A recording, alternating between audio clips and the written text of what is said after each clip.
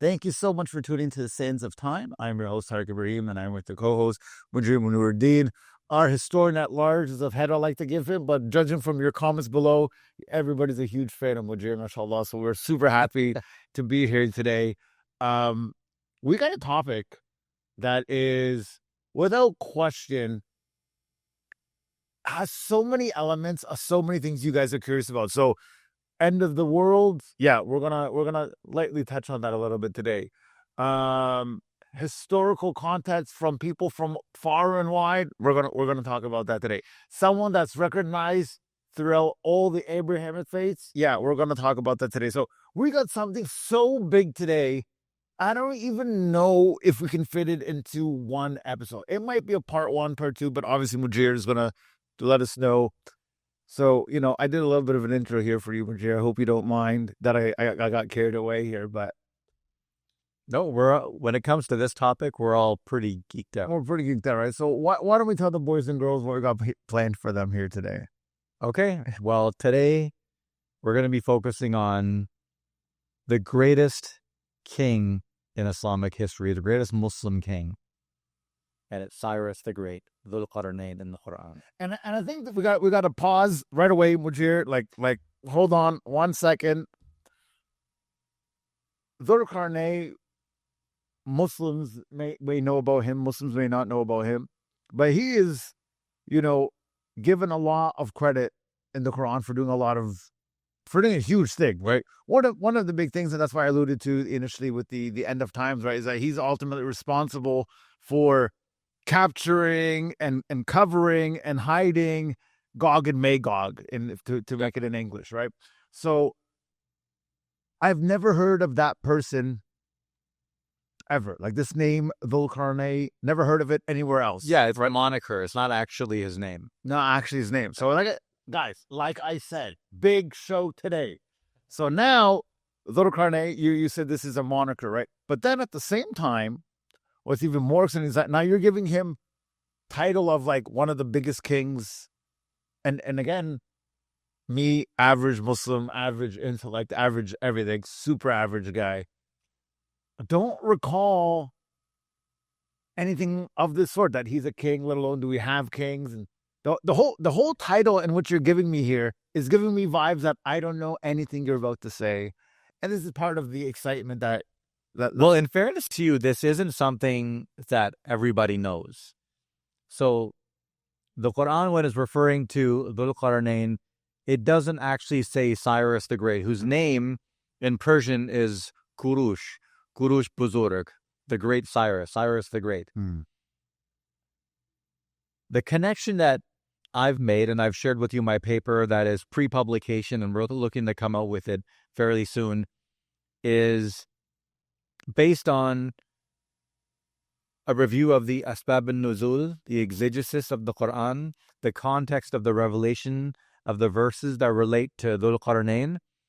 It's involving of a review of the Tanakh, which is the Hebrew Bible that is what the Old Testament of the Christians is based upon. It is also based upon looking at archaeology, the paper is. It's based on looking at ancient Greek and Jewish historians.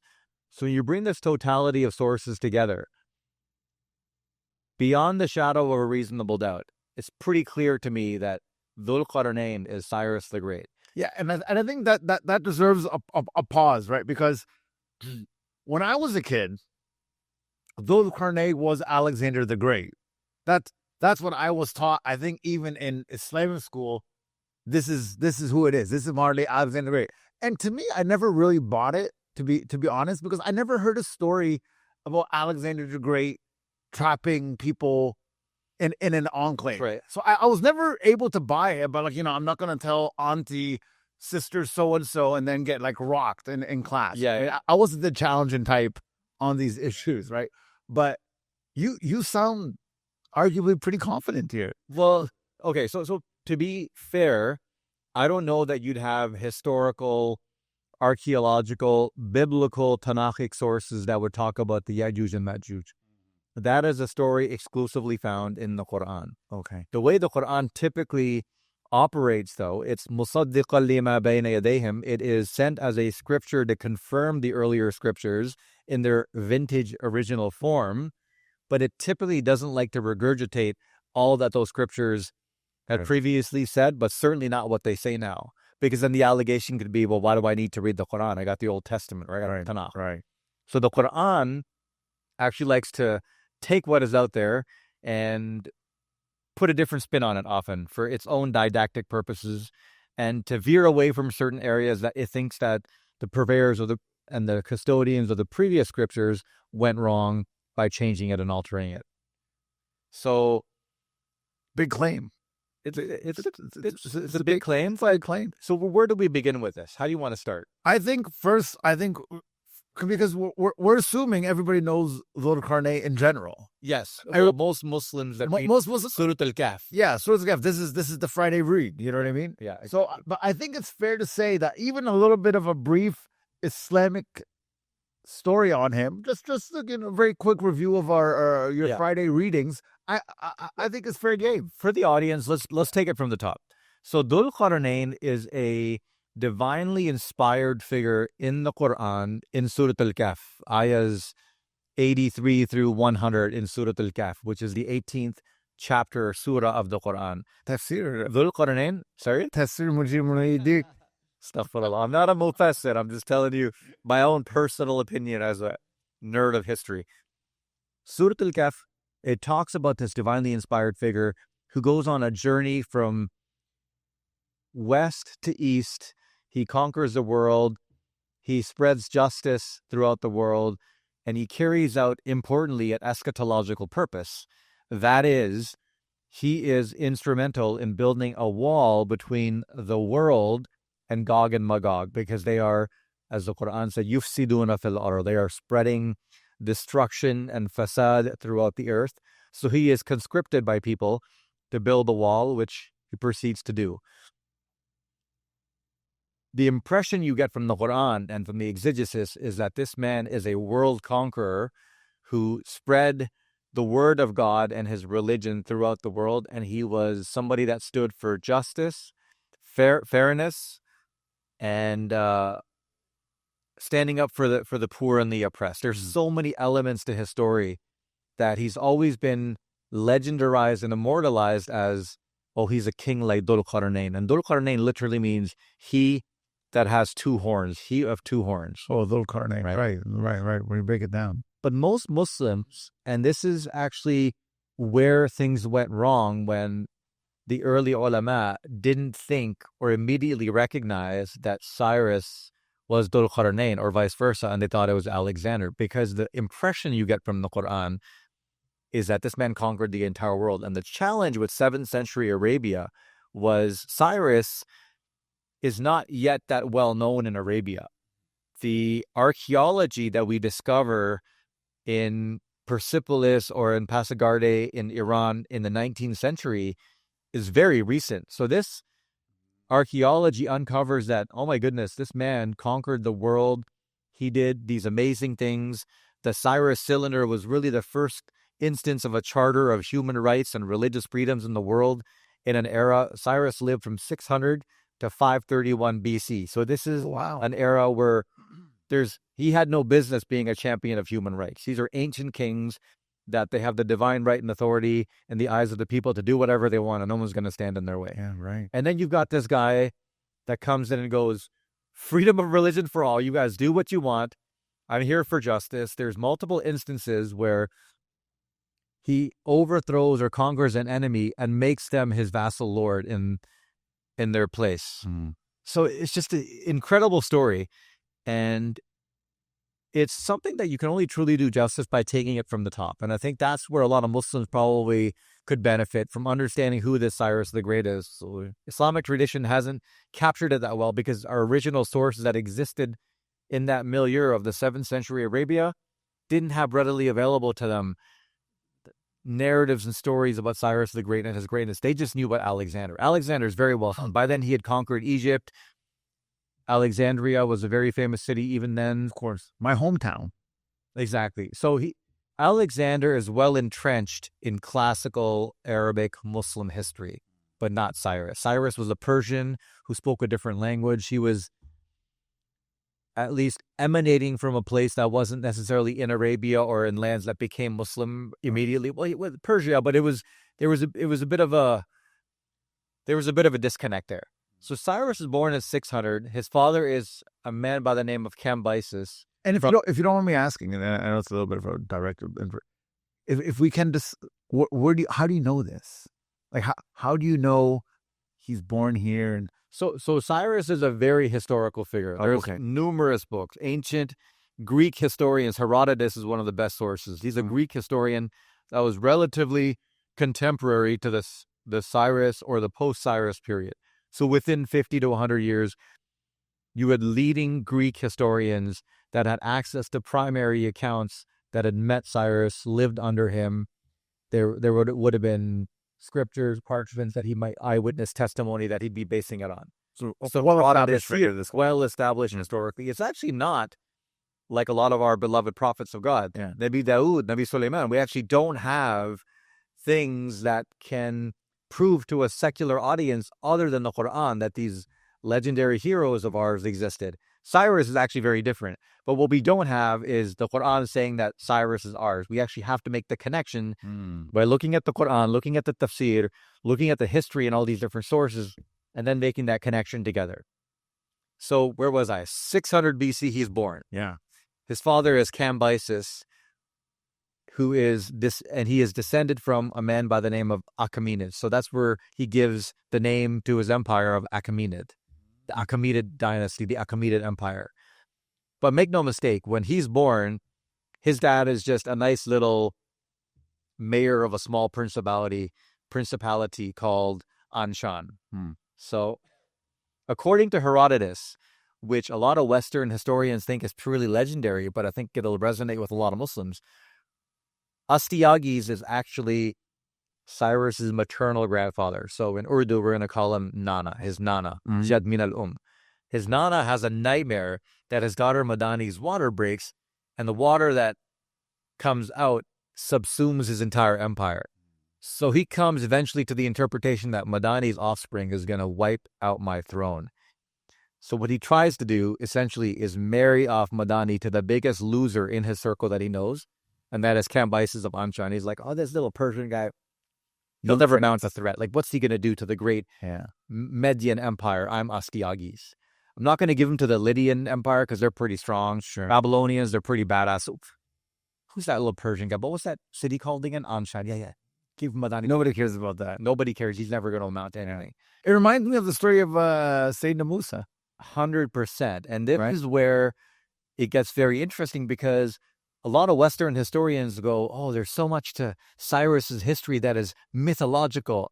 And I'm like, dude, if you see this as a theological figure in the Qur'an, then you say this is probably a messianic figure, Dhul-Qarnayn, that is being foretold, just like what happened to the Pharaoh or Nabi Isa being foretold to Herod. Right. The king of Israel is coming. The king of the world is coming. This is something that God often does. He sends a warning shot to people that he wants to wipe out, or people that he thinks are losers. Things are changing. I'm sending one of my boys, one of my beloved, and they're going to change things. Yeah. And there are so many instances of that in the Sirah of the Prophet ﷺ, the clouds and things like that. So what Herodotus doesn't fully appreciate and Western scholarship misinterprets from an Islamic standpoint, I'm saying, oh man, this is clearly a messianic figure that is coming. And by the way, Herodotus is not an Abrahamic figure.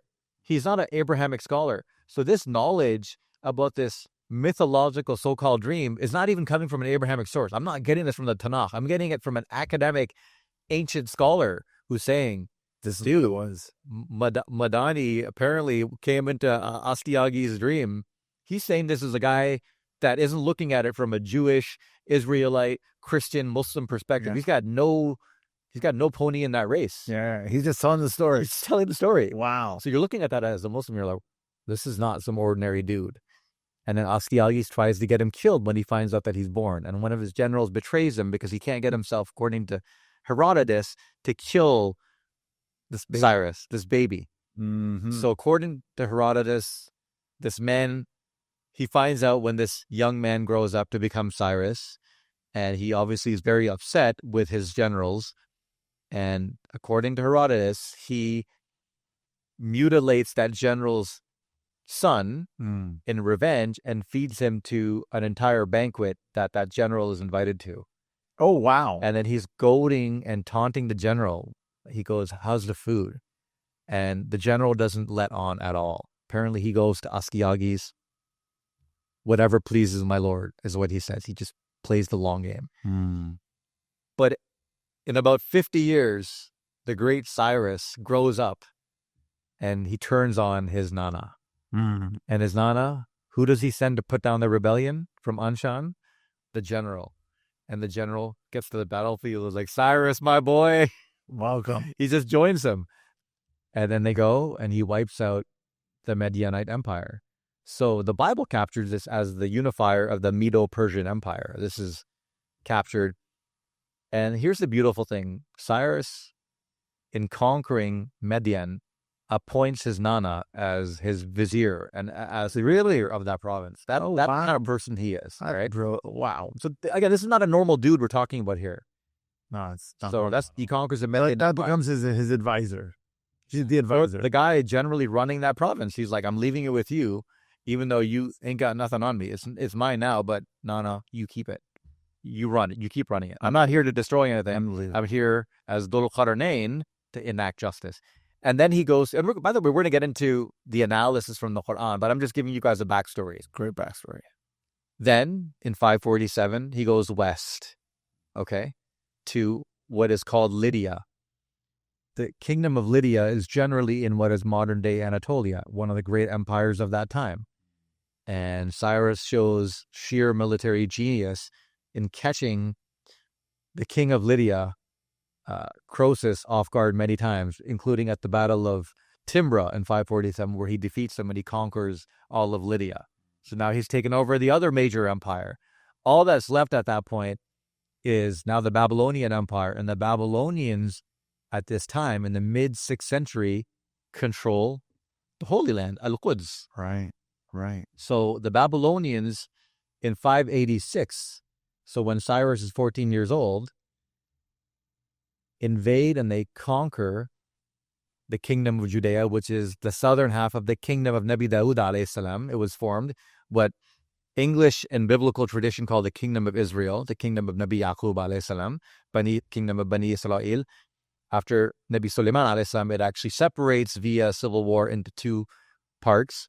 The north becomes the kingdom of Israel, south becomes the kingdom of Judea. Capital of Judea is Al-Quds, Jerusalem, where the Haram is, where Al-Aqsa. In 586, Babylonians conquer that after a number of rebellions. They had the kingdom of Judea as their suzerain underlords. They destroy the Haram. They destroy the Masjid of Nabi Sulaiman alayhi salam, what the Jews and the Christians call the Temple of Solomon. It's destroyed to the extent that there's no longer any archaeological trace that it ever existed, unfortunately. Although we believe with all we have, theologically, based on the Qur'an and Hadith, that Nabi Sulaiman built a masjid there, and that masjid is, and that site upon which it's based is part of a continuum of the holiest of the holy areas in the world, which we call Masjid Aqsa. Throughout history, it was called Bayt al-Maqdis.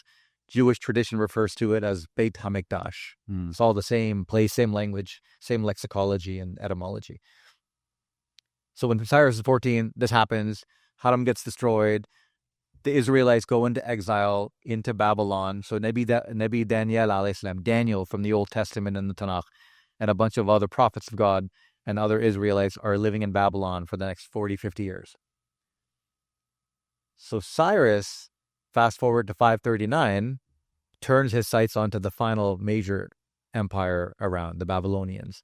And ultimately, we can get into the nitty-gritty, but he basically walks into Babylon without much of a fight because the Babylonians at that point they're not on his level. And he plays a masterful game of propaganda where he's reaching out and messaging to the people of Babylon that I am the one that's freeing you. Your Lord has sent me to free you. He's just an excellent guy at playing that PR game. He's just a genius, just good at everything he does. He's just that dude that you love having on your team, but you hate seeing him on the other side because he's just that guy. Yeah, he's gonna win. You know he's gonna win, and that Exactly. means you're losing. He's got no weakness. He just does everything, right? Wow.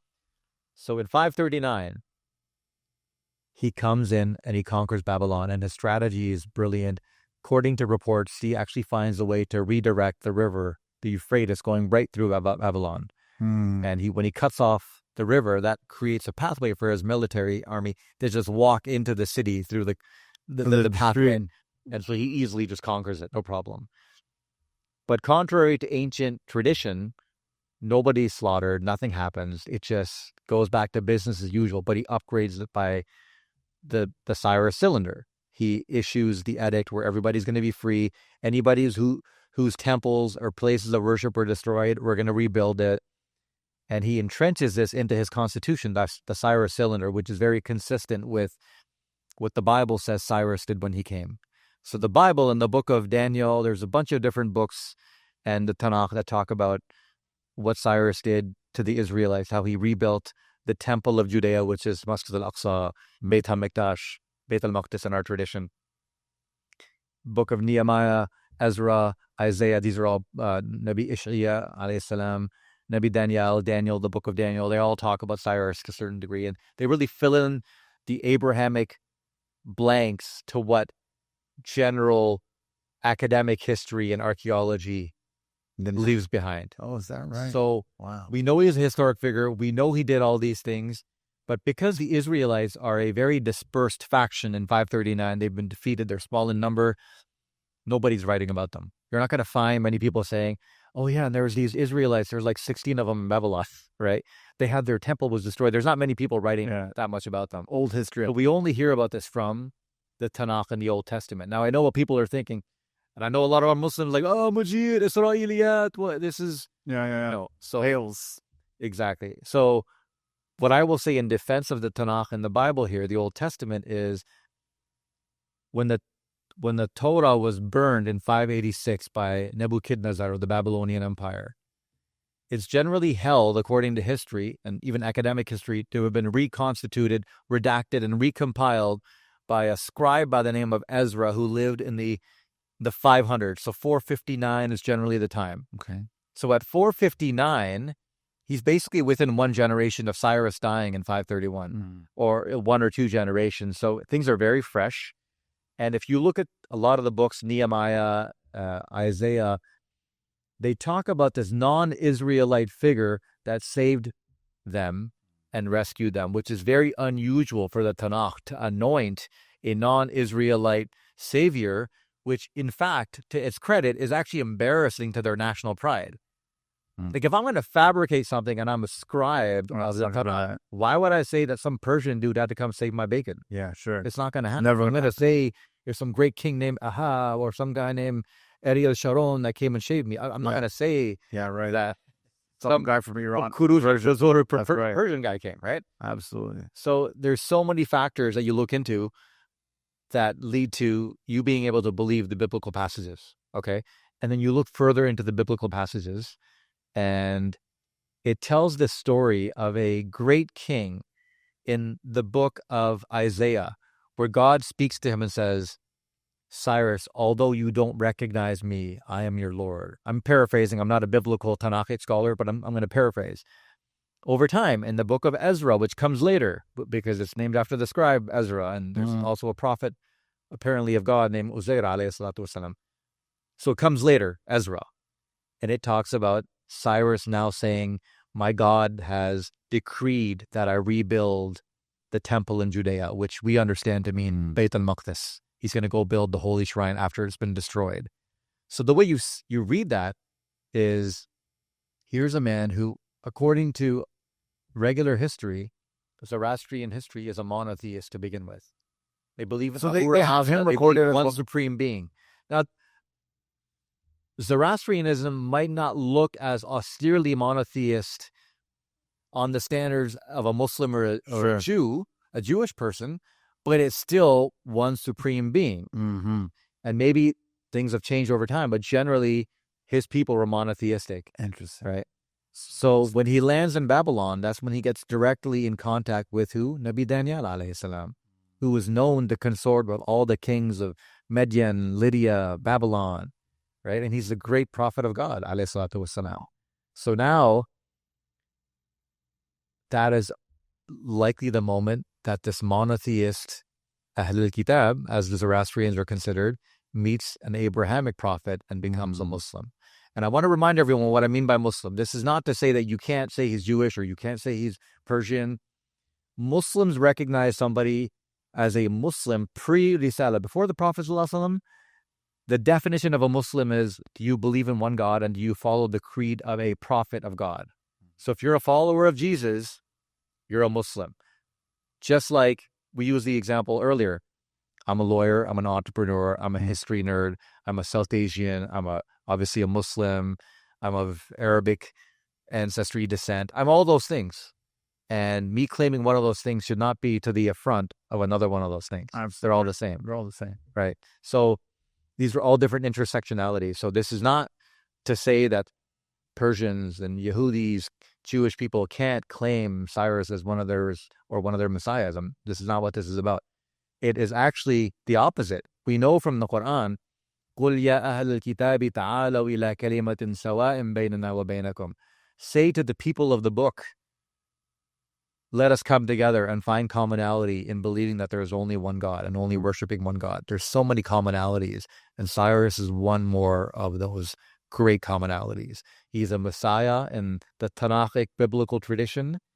He is, and I'll explain this. I realize that people are still like, hey, when's you're going to explain to us? He is a Dhul-Qarnayn messianic figure in the Qur'an, right? And when I say messianic, I mean somebody who fulfills an eschatological purpose, which is he seals up Gog and Magog, who are going to reappear when? When the other Messiah, the actual Messiah in the Quran, listed, Masih ibn Maryam alayhi salatu wasalam, returns. Correct. It's all connected. All connected. Big connection here. So the way we're able to make the connection, and I'm going to get back to what Cyrus does once you understand why he's a Muslim. Mm-hmm. I'm going to get back to what he does in Babylon and how amazing it is, and how it's even more clear that he had to have been a Muslim or an Abrahamic adherent. Mm-hmm. The entire Asbab al-Nuzul of Surah Al-Kahf are the Quraysh conscript some Jewish Tanakhic scholars. They come up to them and they say, we've got a guy here that claims to be Abrahamic, deriving from Abrahamic revelation. Can you guys grill him on a few Abrahamic questions that only somebody who really is an Abrahamic prophet would know the answer to? And they're like, absolutely. Oh, okay. So they come up with a bunch of questions, one of which is, if I can paraphrase Ibn Kathir and Ibn Qurtubi and some of the great Mufassirin, Saluhu an al-musafir alladhi balagha bayna al-mashriqi wal-maghrib. Ask him about the great traveler that balagh actually doesn't mean even to travel, it means to spread. So there's a connotation of conquest, the one that conquered and spread from the west to the east. So they're talking about a great conqueror. And they're asking, obviously, given the context, you're not going to say, we talked about this earlier.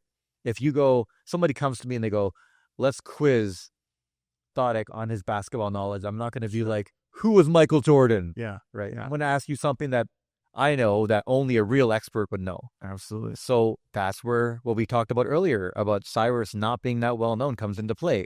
They go, okay, we're going to ask him about the Masioch, Kurush, Cyrus, that only people that are Tanakhic scholars understand, and only people who are Tanakhic scholars understand is considered to be a traveler and is connected with that type of phraseology. So when the question gets posed to the Prophet ﷺ, look how the Quran comes back. The Quran doesn't come back saying, وَيَسْأَلُونَكَ عَنِ الْمُسَافِرِ. The Quran comes back by saying, وَيَسْأَلُونَكَ عَنْ Dhul-Qarnayn. Right. They are asking you about the one of the two horns. And so who is the one of the two horns? It is the literal description in the book of Nabi Daniel alayhi salam, the book of Daniel relating to Cyrus. And you know what Alexander is called in the book of Daniel? The he-goat of one horn. So God says Dhul-Qarnayn. He doesn't say Dhul-Qarn Wahid. He's not talking about Alexander, who, by the way, he was a mushrik. Alexander had himself claimed God, the son of Zeus. And then when he went to Egypt, he had himself declared a pharaoh. So there's no way God even if God likes somebody who is a mushrik, he's not putting them into the Quran. He has a very high standard of who makes it into the Quran. Of course. A prophet, a prophetess, like figure, like Sayyidah Maryam, Bibi Asiya, all these people. He's not putting in some random mushrik dude. He's talking about a Muslim, a monotheist, righteous person that follows his categoric faith. That's Dhul-Qarnayn, that's Cyrus the Great, based on what we're saying. And again, it tries with the actual language in the Bible. And so what is this, if you know, for us? And by the way, in the Tanakh, look what Nabi Daniel, the book of Daniel says. It says, Nabi Daniel basically has a dream that he sees a ram of two horns, where there's two horns that has one horn and the other one grows to be even. And so the exegetes interpret that to mean the Persian-Median Empire that he's unifying. And Daniel describes in the book of Daniel that in his dream he saw this ram charging west, east, north, south. He did as he pleased. Nothing could stand in its way. Oh, wow. That's exactly what. So the horn is a That's what Surah Al-Kahf, how it describes Dhul-Qarnayn. It's going everywhere and they can't stop. And the horn is in a metaphorical. Exactly. Mm-hmm. Wow. So to me, that there is there. And then he's a Messiah in the Tanakh. God doesn't call him a Messiah in the Qur'an specifically because by the time the Qur'an comes around, his messianic objective of rebuilding the Haram Sharif, rebuilding Al-Aqsa, the Temple Mount, has already happened. So God's like, let's just focus on the one Messiah going forward. It's Masih ibn Maryam. He doesn't need to keep going back into guys that have already played their role. That's right. Oh. And again, in Surah Al-Kahf, there's a beautiful part where God in Obiter, without having, and God is very concise when he says something. He doesn't dance around and tell you all these different things. He usually gets right to the point. So in Obiter, in Surah Al-Kahf, he explains a situation where he gets to a people and the people go, Dhul-Qarnayn, can you please build us a wall and we'll give you tribute, right? So I'm like, as I'm reading that, I used to think, I'm like, why is God telling us that he's getting tribute? Every king collects tribute. That's not really a noteworthy thing. Of course they're offering him tribute. That's not really a thing. But what's really important is Dhul-Qarnayn responds and goes, what my God is giving me is way better than what you guys can give me anyway. So that can be read in some ways as Cyrus telling Allah Azza wa Jal, I don't need to be immortalized in the Quran. What you give me in the Akhirah, which a concept is very well entrenched, that when you give something up in the dunya, is given to you in the Akhirah. He's saying, Ya Allah, I don't need to be immortalized in the Quran. I already got good notoriety in the Tanakh. I'm pretty well known. History already knows me. My story, maybe it's stronger in the Quran if you just anonymize it. Why? Because look at the story from a total perspective. Here you have a man that conquered the entire world. He freed the Muslims of the time, the Israelites. It restored the Haram al-Sharif, the great holy sanctuary of the Muslims, the holiest of the holy. He enacted justice. He pioneered human rights. And we still have no idea who he is. And this is anonymous.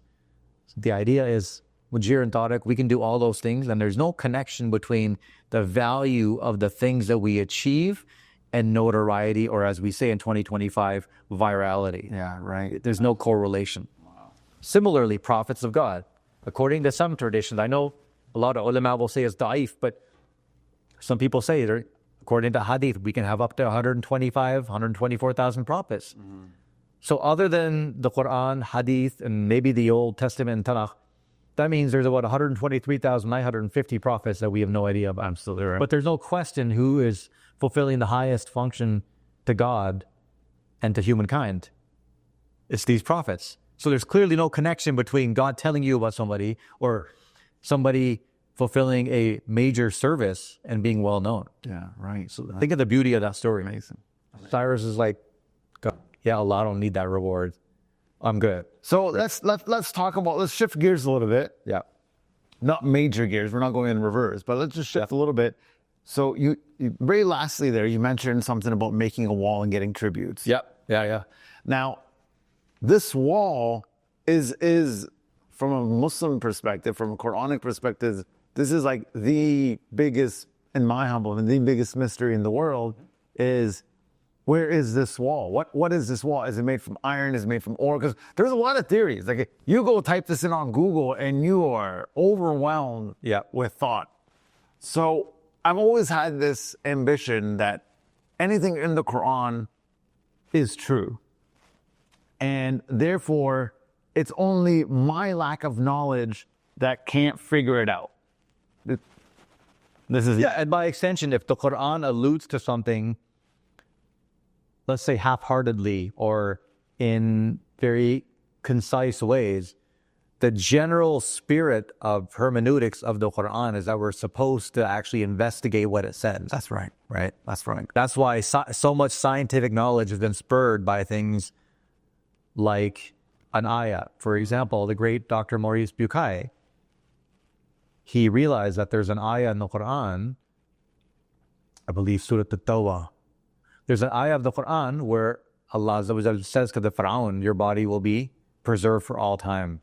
And he can't figure out when he exhumes the body of Ramesses II, why this man is in such the spitting image of being in good shape. You just can't understand that. He finally meets somebody who's a Muslim, I believe it was Cairo. And the guy's like, oh, of course, because this is the Pharaoh. He's likely to be the Pharaoh of the Exodus. Yeah, right. And God literally told him in the Quran that I'm going to preserve you for all time's sake. For everyone to see. For everyone to see. That's right. And he's like, this is the most insane thing. And he quietly became Muslim. Yeah. Maurice Bucaille. And he actually went on to write the Bible, the Quran, and science. Focusing on the miracles of the Quran from a scientific standpoint. Oh, wow. That's the way you're supposed to look at the Quran. Like, wait, why did it say that one thing? Things like embryology, fingerprints, oceanography, when God says in the Quran randomly that he has created an invisible barrier between salt water and fresh water. And Jacques Cousteau discovered relatively late that there actually is a barrier, right? So we're supposed to look more into these things. But when it comes to Dhul-Qarnayn, I hear people saying things like, oh no, but maybe we're not supposed to know. I'm like, what kind of tafsir is that? That's actually never how the Quran's been interpreted. The only exception is when the Quran tells you not to look into it. For example, in Surah Al-Kahf, it says, stop speculating about how many people were sleeping in the cave. Yeah, that's right. I didn't leave any evidence for you guys to figure that out. And it doesn't never even figure matter. It doesn't even matter. That's probably the only time it goes. But that he creates the express exception to the rule because the rule is go get them. If I tell you about something, I want you guys to look into it. Go get them. I like that. Absolutely. So we have this. So I have two questions.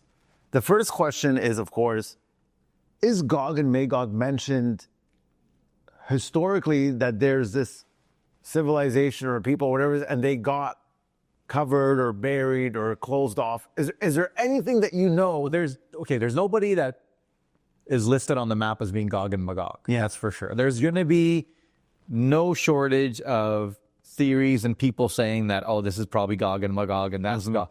Everybody has their theory. If you want to hear my theory, and again, this is not based on any canonical Quran hadith. This is me piecing together everything that I know. So Cyrus in 531 actually is killed according to Herodotus. Some other historians say that he wasn't actually killed. He died peacefully. But according to Herodotus, he got into one final battle with these people called the Massagetae that are in central, generally northeastern Iran, Central Asia, maybe Ukraine, that area. And by this point, Cyrus has conquered the entire world. And then he falls in a battle, which is essentially a skirmish for the king of the world to be getting into with a bunch of cave dwellers. I remember looking at that and being like, that's like Muhammad Ali taking a challenge from like Mujir and Tarek, just walking in off the street. Yeah. And then somehow like losing, right? Yeah. Well, like, why would he even take that challenge in the first place? Like, I have nothing to gain from beating you. Right. Yeah. I have nothing. Right. And my theory is, as a final mission, Allah Azza wa Jalla told him, now you got to go build that wall. So he ended up in some nether region of the empire that he had no business going to and he had no incentive to go to other than to carry out a irrational divine order from God. It's not something that has any rational value to him. That's why he's irrationally king of the world, Something that going into some random place of, and then so on the way after building the wall, he probably runs into these let's call them unsophisticated people. And by the way, the Quran does say in Surah Al-Kahf that لا يكادون يفقهون قولا. He runs into people that he can barely understand their speech. Right? So these are not civilized people like the Lydians or the Medianites. These are different people. These are different people. And so I think that's probably God's way of calling him back as a shaheed after he's rebuilt Al-Aqsa, after he's built the wall, he's done all these things. And I want to focus on the credit this man deserves for building the Bayt al-Maqdis, or Bayt al-Maqdis.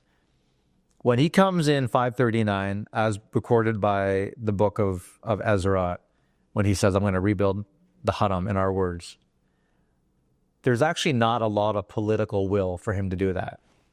So he's already conquered Babylon. A lot of modern scholars love to say, oh, it's just propaganda, but he has nothing to gain from the political constituents that are the Israelites. They're small, scattered people. He's already conquered the world by the time he meets them. He has nothing to gain from their appeasement. Out of nowhere, again, this is him acting irrationally, for which there's really only a theological explanation. Sure. Those are his brothers in religion. Those are his fellow Abrahamic, his fellow Muslims. He's going to rebuild his Haram. He's going to put his own money into it. According to Flavius, great Jewish historian, he put his own money into rebuilding the Haram. And over time, when he died in 531, Al-Aqsa wasn't rebuilt until 516.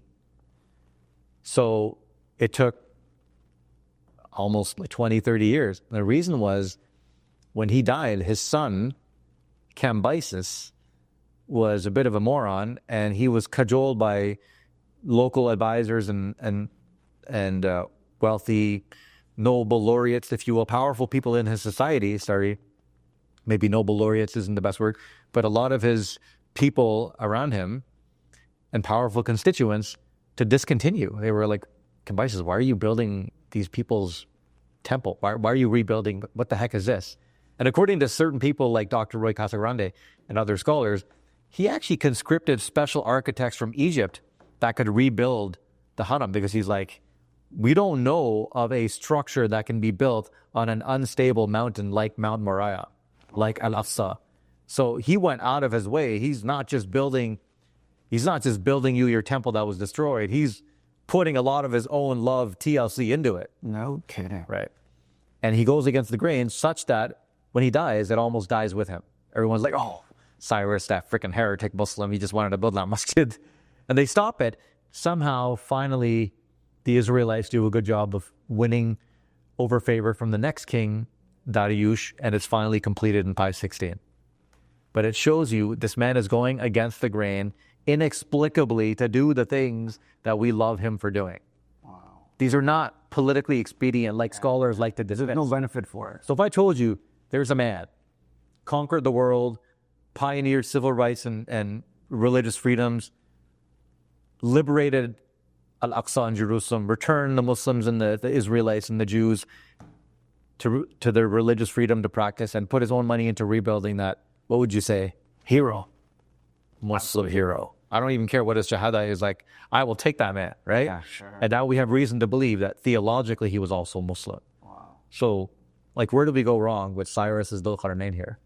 But it is one of the best, I don't even know if it's an argument or an actual fact at this point, that pretty much makes it. So is there any pushback when have you spoken to people? No, I think it's generally well received because people don't know. They're not able to make all these connections. Yeah, right. There are some ulama recently, like Maududi, and there are some scholars that toyed with the idea, but nobody took it to the extent where I went through the Tanakh and the Old Testament. Sure. I looked at Flavius and I looked at all these, and I brought it together. I'm like, this is beyond the shadow of a reasonable doubt. To the point where in my house, my daughter comes home the other day and she's like, oh, Baba, the teacher said we're going to study Cyrus today. I'm like, really? She's like, yeah. She says that Cyrus is mentioned in the Qur'an, in Surah Al-Kahf. I'm like, she said Cyrus? She goes, yeah, she said Dhul-Qarnayn. So in my house, people just assume that Cyrus is Dhul-Qarnayn. But we don't, in our house, it's been canonized that Cyrus is Dhul-Qarnayn. Modern day still. Just like, by the way, I want to point out, there's a lot of Anbiya Allah that Islamic tradition has canonized is the English word for ijma, have consensed upon as being prophets of God. Nabi Sheeth, alayhi salam, the son of Nabi Adam. Nabi Shamwil, alayhi salatu wasalam, the one from Surah Al-Baqarah that appoints Malik Talut, King Saul, as the king of the Israelites. Nabi Daniel, alayhi salam. These are figures that are not mentioned in any canonical source of the Qur'an and the Hadith, but ulama widely accept that these were clearly prophets of God. Nabi Isaiah, Jeremiah. So if we can canonize prophets that are not mentioned based on extra scriptural analysis and reading, why the heck can we not canonize Cyrus as Dhul-Qarnayn? I see no issue with that. So you heard it here first, who Dhul-Qarnayn actually is. And this is probably first time on mainstream media, on the internet, on TikTok, on Instagram, wherever you're seeing us right now, you actually know who Dhul-Qarnayn is. And I think that is a big, big deal. I think we all. I mean, that's a bold claim. I'm not going to go that far and say I'm going that I'm going that far. I'm going that far because I never heard it, and I watch a lot of people speak, and it's so that's why when you asked me earlier, who's the greatest of Muslim kings? It's clearly Cyrus. Yeah, it's huge. Not non-prophet, obviously. It wouldn't be fair to compare him to Nabi Sulaiman or Nabi Dawood alayhi salam or Nabi Yusha alayhi salam. These are obviously on a higher plane being prophets, but as a non-prophet, somebody mentioned in the Quran and filling a messianic role, theoretically you would put them above the Sahaba Ikram. So greater than even the Khulafa Rashidun, or big move, because this is a Qur'anic figure. Yeah, right. Now let me ask you this. So now we're going to go into some nitty-gritty details. So these details might not be known. So sure, yeah. If they're not known, then, feel free to say Tarek. Like, nobody knows this. It's not written anywhere. Yeah. It's not like I met the guy. It's Yeah. okay. So our understanding, he conquered the world. This is what you said, right? So I want to ask, do we know to what extent the world is? Like, is the world the globe that we know it today? Is the world the ancient world that existed? Yeah. No, I don't think there's any way we can verify with certainty that every last human on the earth was under his fold. That's actually not the case. What they mean is he's literally taken over every major empire. He's going into Europe and east into Central Asia. Obviously, he didn't conquer the Chinese. And in fairness, the Quran doesn't say he conquered the world. He just went from east to west. Technically, the west to the east. Here's the beauty. If you look at the Quran, Dhul-Qarnayn goes to the west. The Quranic wording is Maghrib al-Shams and then Matla al-Shams. He goes to the Mashriq.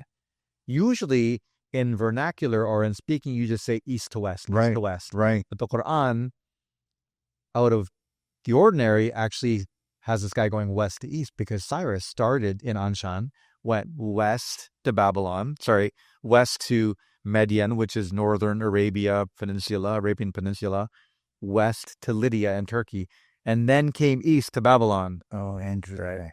Wow. So there's a lot of connections like that you'll pick up if you really read the tea leaves. Yeah, sure. That's amazing. So now let me ask you this. I got into it a little bit with you earlier. Yeah. Going to get into it with you again and again. So is there anyone that knows where they trapped this Gog and Magog? What are the theories that exist? I think it's what's your guess? You heard my theory. Yeah. I don't think that's anything God would actually give people knowledge of yet, because that would just mess with the end of times. Yeah, right. Sure. Because the thing that's always gone through my mind, somebody finds out. Yeah, sure. Somebody in MI6 or CIA finds out, and they start testing, and they accidentally let them out. That's something out of a Stephen King novel. You know what I mean? Yeah. Well. So the reason I'm asking is the world is upside down, as you will, right now, right? And suffice to say that, according to our Islamic traditions, if you will, there's a ratio of people, Muslims specifically, to Gog and Magog. There's this ratio of numbers. Yeah. I don't know how. I believe it's 35 to 1 or something crazy. Something, or 35,000. 35,000. I'm almost thinking it's 35,000 to 1. So I've always had this theory that if it's 35,000 to 1, even 35 to 1, how are these people or species of people or type of people hidden from us? Well, there's a couple of things. For one, you're talking about an end of times eschatological situation where something catastrophic has happened and there's not as many of us. There's not 8 billion. 8 Oh, billion I see. people. So you think the population of the world decreases? I mean, imagine 35,000 times 8 billion. I don't think Well, that's there's not exactly enough what I'm room for thinking. that many creatures. It's going to be something with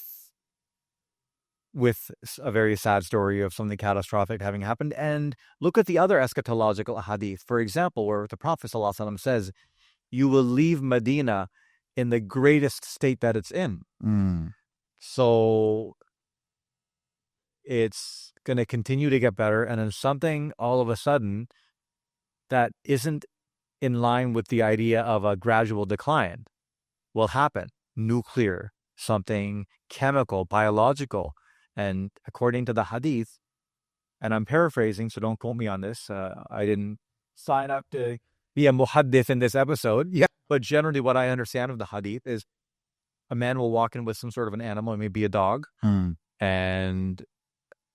there's two men, and something happens where when they leave Medina, they don't make it very far and they die. So there's something likely biological. No, and so they walk in with dogs. Yeah. This is the thing. They walk in with dogs and they walk out. Some sort of animal. And I would advise everybody to look this up. Oh, ChatGPT, and I know I will after this. Everyone's looking But there's something, a really cool or sad hadith that does suggest that there's something catastrophic that has happened. We don't decline and then let Medina fall into ruins. It is pristine and then something sudden just happened. Oh, interesting. That's the idea. That's the impression you get from the hadith. Same with Yajuj and Majuj. They're not outnumbering us in our 8 billion, zero, glory. There's something happened. Probably diminished number to what we are today. Interesting. Because I have a theory. I have a running theory. And it's way out there. It's in complete crazy world land. Man, it'll be jinn stories, Yajuj and Majuj, end of time. This is part of it. Yeah. This is part of it. So my theory is that there is a bunch of them. There's if there's 8 million of us, then there is that many of them already. Already. Okay. Because they were locked up since then. Technically speaking, they've been locked up for a while. But the hadith talks about what they will be at that time. When Right. We all go into the mountains. Oh, so you think just suddenly, then you... Yeah, God's not saying that they're always at every point. I see. Because even our population grows over time. Right. From the time Tanim Daddy met the Dajjal and he was locked up. That's right. Humans in our population has grown. So absolutely. That had to be... I even have not issue with that hadith in the narration, but that also is, you know what, let me include that into my... That's Sahih Bukhari. I know, that's super solid. Yeah. So again, we're going into something here. I'm just going to focus on Gog and Magog for now because I think you opened up Pandora's box and I don't think we need to go into Pandora's box just yet. But we will. What's happening now is I feel that if there's even a ratio, minimum, let's call it 1-to-1, half to 1, even half to, right, quarter to 1, whatever it is. This is a force to be reckoned with. This is a populace, nonetheless. This is a populace that belong to a land for sure. Yeah, like in Egypt, there's 100 million people modern day now. In Canada, there's 50 million people. These are small numbers. But there's a piece of earth, and we know where Canadians are. There's a people of earth. Yeah, but these guys, we have no clue where they are. And I feel that the only, big words here, the only explanation where they are is the only place in the world people like us cannot go to, which is Antarctica. That's my only explanation. They call it an ice wall. He locked them up behind a wall, ice wall. No one knows what's there. No one's ever seen it before. No one's gone there. No one knows anything about it. That sounds like a place where people could be hiding. That's my really loosey-goosey conspiracy theory. Yeah. Trying to think. Mujir's never... You know what? Listen, I know the book of Daniel, Nabi Daniel, it actually says that the ram went east, west, north, south. Oh, so really? Could have gone all over. And all over. And the Qur'an also does say that he went west, east, and then he went to somewhere else. Oh, and it says somewhere else. So yeah, well, but he went in various different In different areas. So that's possible. I mean, realistically, though, can a Persian king who doesn't have Canada Goose survive as a very South Pole? Maybe. Yeah. Well, you know what? If you and I'm sure you know this, they always claim that the climate has changed, right? This is a modern day theory, right? Climate So colding. That'd be climate colding. So maybe it wasn't so cold before because they said at the time there was a time when Mecca was actually green. Right, Medina was green. It was full of lush green. Interesting. So what if that wasn't an ice wall, just a wall, and it became an ice wall? Just the thing I like about the theory is it actually does allow you to explain why we have no idea where they are. Well, that's where I'm at. That's my main. At some point, if it's in New York City, if somebody dug up and they found it, that's it. Got to at least be somewhere obscure like that. It's got to be somewhere. And if you look at the map, going from Persia or wherever Cyrus would have been to the South Pole, it actually isn't that much. It's not that big. It's not that much. Antarctica has tentacles. It reaches up. It goes high. And he also could have gone through Africa. Like, there's so many. Yeah. Yeah. So I just wanted to share a little theory. Mujir brought it up. It's not my show, but I didn't have your theory. It's way out there, but it's way out there. Yeah, absolutely. So, guys, again, but that's the fun, by the way, of Dhul-Qarnayn. Yeah. He opens that up. You talk about him. You have no idea what's going to happen.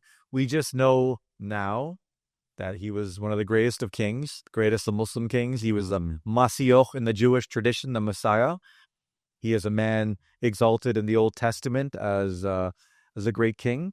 He's a person that brings so many different traditions together. He's a bridge, not the least of which is the great civilization of Persia, the Iranians. That's one more bridge that we have because, let's be honest, it hasn't always been musk and roses with Islamic civilization and the Persians. No, absolutely not. Absolutely. So it's good to know. And I think, why not have a little bit more knowledge of these people? You know what I mean? Why not have a more robust history for people to have? You know what I mean? Like you can never have enough role models. You know what I mean? This guy, he went from one part of the earth to the other, spreading justice, right? So there should always be, and I feel people need to remember that, as much, adversity as you meet in life, there's always that opportunity for you to do good. Mm-hmm. You know, and I really feel that hearing stories like this, where a guy is going all over the world to people he knows, people he doesn't know, people he's never met before, and he's always willing to help. Yeah. And I think that story gets lost a lot of times, that giving people help, letting people feel welcome, letting people feel safe goes a long way. Because these days, who's helping other people other than you got to help yourself, help your family. But this, if he went and rebuilt the masjid, right? He went to rebuild the temple there, and he barely even knew them at the time. Yeah. Right. So imagine the amount of effort. He took his own wealth to do it. It just shows, living for a higher cause isn't just this fantasy thing, but it is, arguably what life is all about. Mm-hmm. And I think maybe we can end it there if you have anything else you'd like to add. Absolutely. That's a great place to finish. Okay. We have some more exciting stuff, hopefully, that we'll be bringing in absolutely. Guys, listen, if you haven't subscribed yet, then just get on it. Push it. Push the button. Even notify yourself when we do a new episode, because most likely we're going to start doing live episodes. And when we do live episodes, that's a once in a blue moon scenario. So it's like finding the star, the moon on Ramadan. Like, you got Eid, you know what I mean? So make sure you like, make sure you subscribe, comment, let us know what you think, let us know what you like. Feel free to let us know what you don't like. We got thick skin. We can handle a little bit of criticism, so don't feel bad. And we will see you again next time on the Sands of Time podcast.